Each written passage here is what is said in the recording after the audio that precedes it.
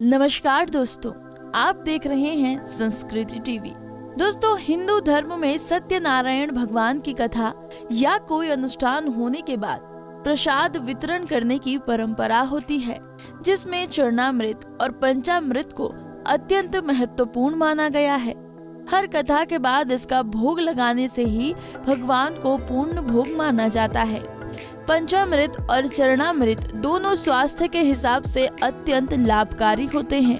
बहुत से लोग समझते हैं कि चरणामृत और पंचामृत दोनों एक ही होते हैं, लेकिन ऐसा नहीं है। दोनों अलग अलग होते हैं, जिनको बनाने की विधि अलग होती है और दोनों के फायदे भी अलग होते हैं। तो दोस्तों, आज हम जानेंगे कि चरणामृत किसे कहते हैं और पंचामृत किसे कहते हैं और दोनों के क्या लाभ हैं। क्या है पंचामृत और चरणामृत?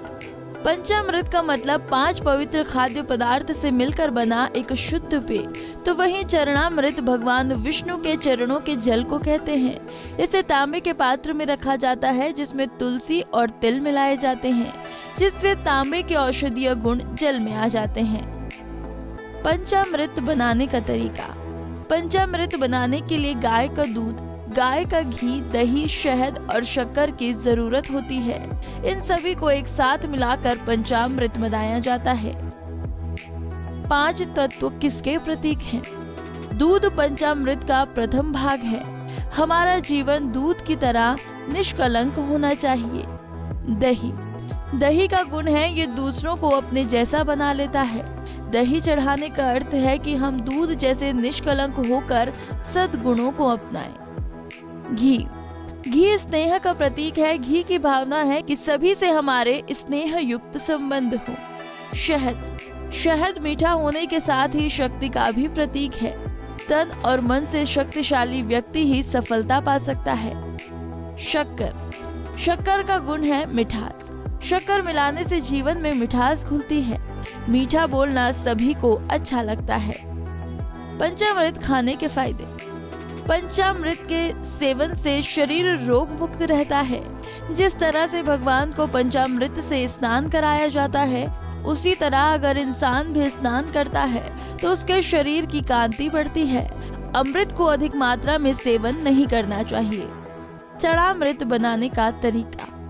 तांबे के पात्र में जल लें, जिससे उसमें तांबे की औषधीय गुण आ जाते हैं। चरणामृत में तुलसी पत्ती और तिल मिलाएं। मंदिर या घर में हमेशा तांबे के कलश में तुलसी मिला जल रखना ही चाहिए। चरणामृत के फायदे। चरणामृत को आयुर्विज्ञान की दृष्टि से स्वास्थ्य के लिए अत्यंत लाभकारी माना गया है। आयुर्वेद के अनुसार तांबे में अनेक रोगों को नष्ट करने के गुण होते हैं। ये पौरुष शक्ति बढ़ाता है। तुलसी एक एंटीबायोटिक है। इसमें कई रोग दूर करने की क्षमता होती है। इसका जल मस्तिष्क को शांति और निश्चिंतता प्रदान करता है। चरणामृत बुद्धि स्मरण शक्ति को बढ़ाने में भी कारगर होता है। चरणामृत लेने के नियम। चरणामृत लेने के बाद कभी भी उस हाथ को सिर पर न फेरें जिससे चरणामृत ग्रहण किया हो। शास्त्रीय मंत्र के अनुसार ऐसा नहीं करना चाहिए। इससे नकारात्मक प्रभाव बढ़ता है। चरणामृत हमेशा दाएं हाथ से लेना चाहिए और भक्ति पूर्वक मन से शांत रहकर ग्रहण करना चाहिए।